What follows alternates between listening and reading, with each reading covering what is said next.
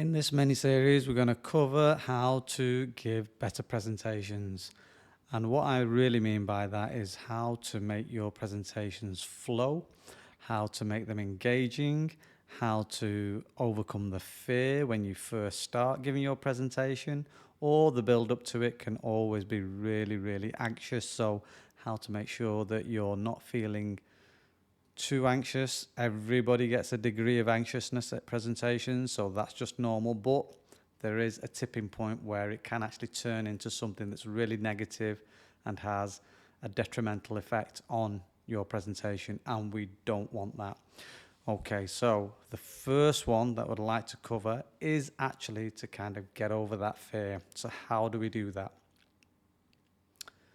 One of the key things really is to understand what is going on physiologically with the brain and with the body, and how can we put things, really simple things, in place to control that. So one of the first things that you will notice is that you will start to hyperventilate. Almost your brain is telling you this is a really difficult situation, we need to get out of here. So we've got to calm the brain and the body down.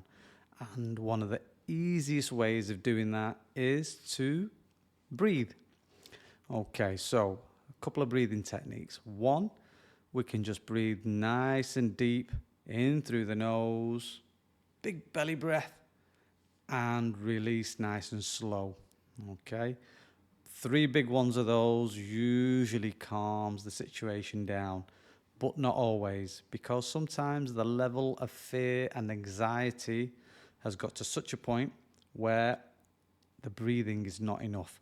So there's another technique, okay, which you might have heard called the box square technique. And basically, you just imagine a box and you're going to breathe in this box style.